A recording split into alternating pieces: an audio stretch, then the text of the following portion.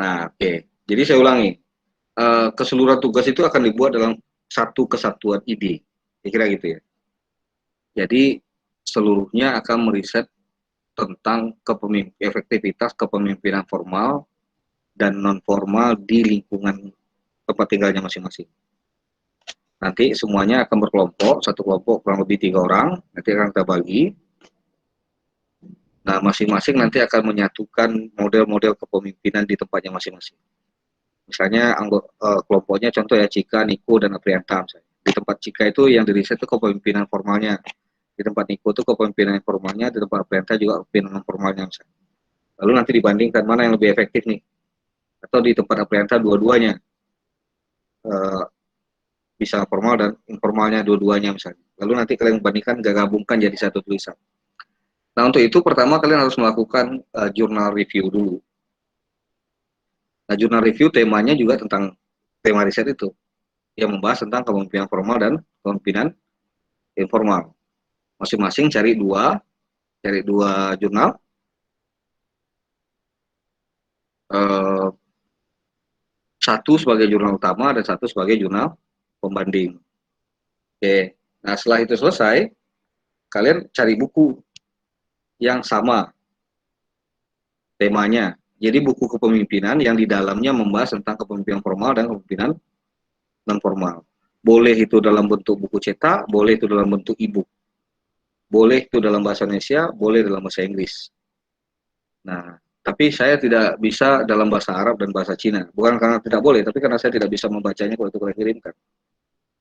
Jadi saya tidak tahu itu benar atau tidak, kira-kira gitu ya. Karena keterbatasan bahasa saya. Jadi gunakan boleh bahasa Indonesia, boleh bahasa Inggris. Bukunya, jurnalnya juga boleh bahasa Indonesia, boleh bahasa Inggris. Sebaiknya malah bahasa Inggris gitu, jurnal-jurnal asing. Nah, eh, lalu kalian cari buku itu dan gunakan dua jurnal yang kalian punya tadi itu sebagai pembanding untuk buku itu. Nah, apakah yang diceritakan buku itu masih relevan atau tidak? Nah, kalau itu sudah selesai, kalian susun rencana penelitian. Nah, rencana penelitian itu selalu ada kerangka teorinya. Nanti kalian bisa lihat aja di internet eh, apa namanya panduan penulisan proposal penelitian misalnya ya contohnya. Itu selalu ada kerangka teori. Nah, kerangka teori tadi itu kalian ambil dari jurnal dan buku yang sudah kalian review tadi. Nah, jadi waktu mereview jurnal, waktu mengkritik buku itu juga langsung dijadikan sebagai bab kajian teori pada penelitian.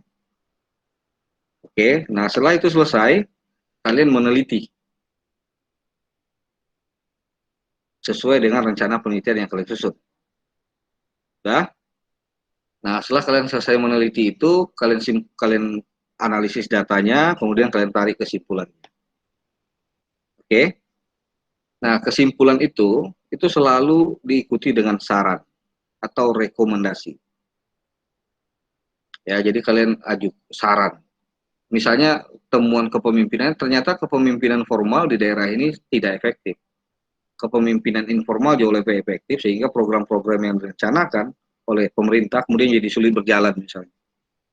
Karena ditolak terus sama kepala desa, sama tokoh agama, tokoh adat, tokoh pemuda, males orang itu misalnya. Baru ngomong diundang kepala desa nggak mau datang misalnya ya kan. Artinya kepemimpinan informalnya weak, lemah kepemimpinan informalnya. Lebih kuat kepemimpinan informalnya sehingga nggak bisa jalan nih program-program di desa kalian misalnya. Atau semuanya ternyata hanya mempedulikan kepentingannya masing-masing misalnya. Ya kan? Atau macam-macam lah hasil temuan riset. Nah, kalau begitu temuannya kan kalian akan menyimpulkan. Nah, sebaiknya perlu ada penguatan kepemimpinan pada kepemimpinan formal. Misalnya itu kesimpulannya.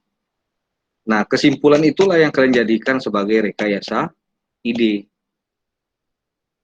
Ya, jadi rekayasa ide itu tidak akan muncul kalau kalian belum melakukan riset. Kira-kira gitu. Jadi rekayasa idenya berdasarkan riset yang kalian buat. Nah, rekayasa ide itu isinya adalah kira-kira bagaimana saran yang kalian temukan di riset tadi itu tuh bisa diimplementasikan. Kira-kira bagaimana gitu. Nah, itu rekayasa idenya. Nah, dibuatlah rancangan ini program dan seterusnya yang akan kami kerjakan. Nah, kemudian rekayasa ide itu kalian praktekkan. ya kan? Rekayasa ide tadi itu dipraktekkan. Itulah proyeknya. Oke, jadi itu alirannya. Paham nggak?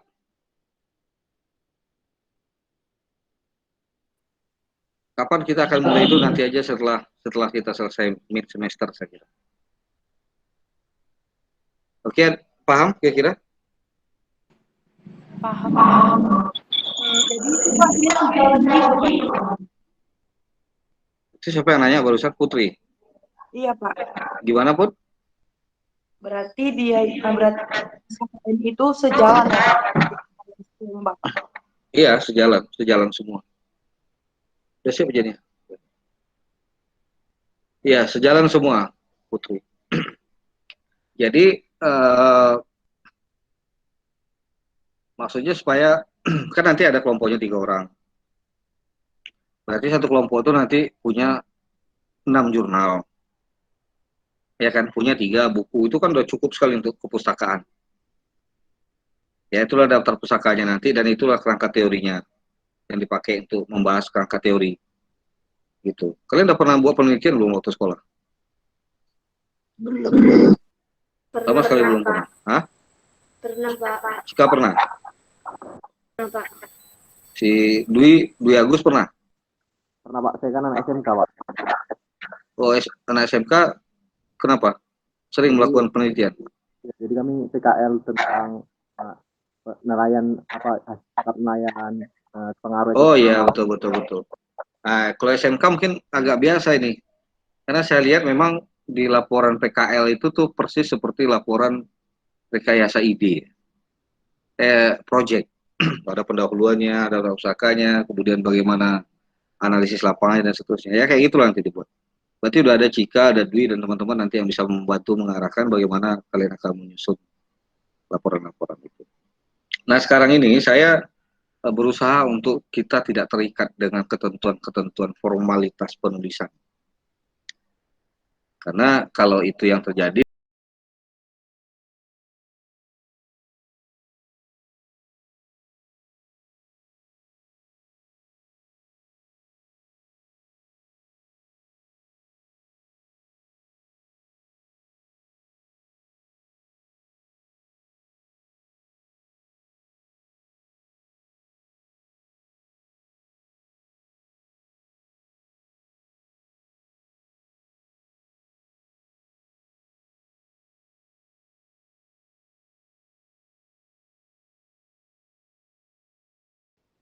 karena akhirnya dia belajar banyak sendiri. Nah disitulah ilmunya kemudian menjadi lebih lengkap. Nah kalau yang lalu-lalu pada proses pembelajaran kalian, nah ternyata ini sekarang saya temukan di PPJ kita. Nah ternyata pembelajaran itu tidak mendorong keterampilan-keterampilan, tapi cenderung mendorong mengikuti keinginan-keinginan. Makanya kritik saya pada guru itu kan, anak-anak saya maunya begini. Nah itu selalu saya kritik. Saya bilang sama ibu-ibu, ibu, bapak, anak-anak itu ke sekolah ini bukan untuk ikuti maunya ibu, tapi untuk mengikuti masa depan. Tapi mereka ingin menata masa depannya melalui bapak ibu. Nah kalau kalian jadi guru nanti itu juga kemandirian murid itu di sekolah itu harus didorong. Tapi dorongnya terkontrol. Nah karena itu kalian jangan khawatir soal bentuknya, sampulnya, kira-kira seperti apa. Tapi khawatirlah itu hasil isinya jelek atau bagus. Nah itu yang perlu kalian khawatirkan sekarang. Nah kalau kita sudah bisa menentukan mana yang jelek, mana yang bagus di awalnya, nanti kan tinggal formatnya tinggal nyusul. Itu nggak ada masalah kan? Nah karena itu saya tidak tentukan judul apa yang harus Anda cari, jurnalnya, bukunya apa, carinya di sini, enggak. Cari sendiri. Nah nanti kita bahas. Dan kita akan mulai mengerjakannya setelah mid semester. Nah tetapi begitulah kira-kira rangkaian tugasnya. Jadi semuanya terhubung. Jadi waktu Anda cari Anda nyusun riset, Anda tidak perlu cari buku, cari jurnal lagi, cukup gunakan buku dan jurnal yang sudah Anda gunakan. Karena itu pertama sekali tentukan tema risetnya. Baru kalian bisa cari jurnalnya, cari bukunya. Kira-kira gitu ya. Tema bagaimana cara menentukan tema riset? Bertanya-tanya pada diri sendiri.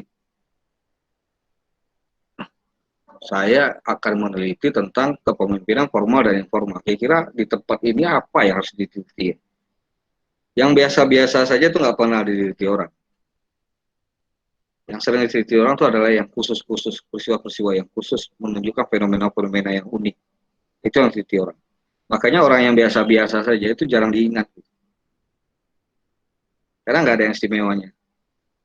Nah, tapi orang yang kalian ingat, misalnya guru-guru yang kalian ingat kan cuma dua ya.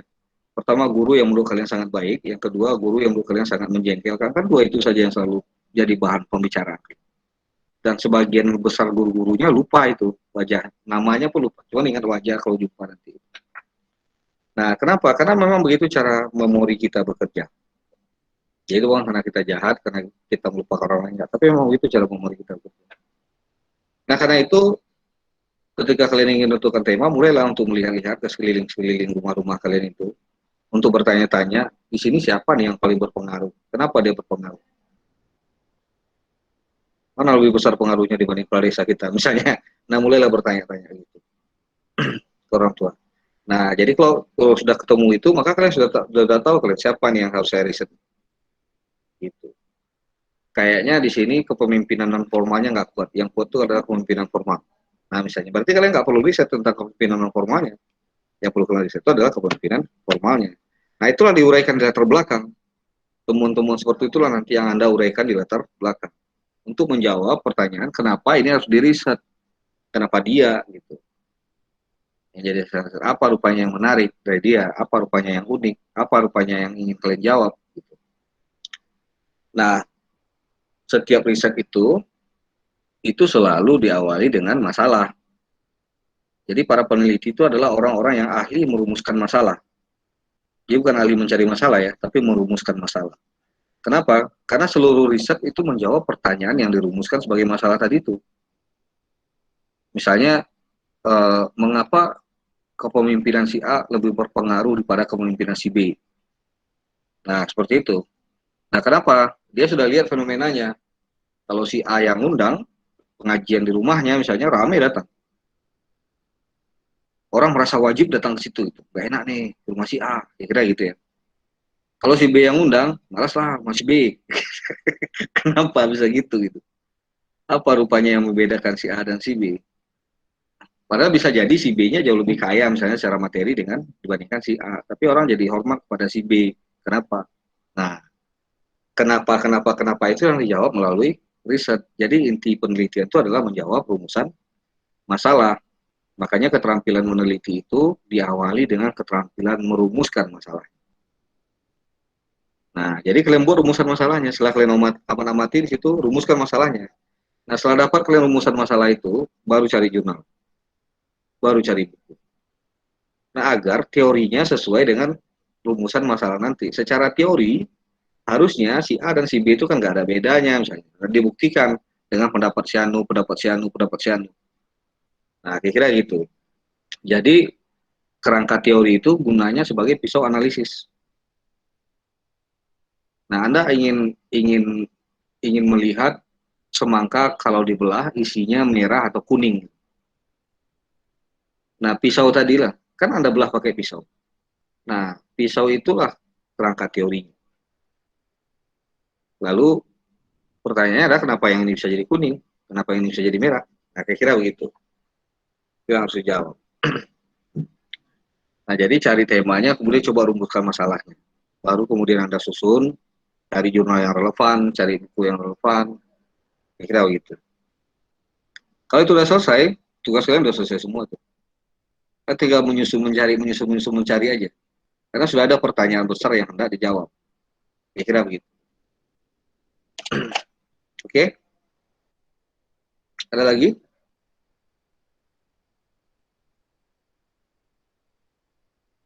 Kalau tidak ada lagi, saya kira cukup ya, Prianta. Iya, Pak. Ya, udah habis juga jamnya ini ya. Sampai jam berapa kita? 14.40. Oh ya, 6 menit lagi. Saya dapat diskon banyak nih, mulainya telat, pulangnya cepat, kira-kira gitu ya. Tapi pembelajaran SKS kita ini tidak dihitung di jam tatap muka ini. hitung dari berapa banyak waktu yang saya gunakan untuk belajar tentang mata kuliah ini. Yang ngisi-ngisi LK itu diasumsikan waktunya ada. Ya setidaknya untuk ngisi LK itu paling enggak kalian butuh waktu 50 menit. Sehingga untuk tatap muka ini kita 50 menit aja cukup. Kira-kira gitu ya. Oke, terima kasih banyak semua. Demikian perkuliahan kita pada hari ini. Minggu depan lagi-lagi kita akan membahas tentang kepemimpinan formal dan informal. Ya. Silakan diisi LK-nya dan kemudian diupload lagi ke Google Classroom kita. Terima kasih. Assalamualaikum warahmatullahi wabarakatuh. Selamat siang, salam sejahtera untuk kita semua.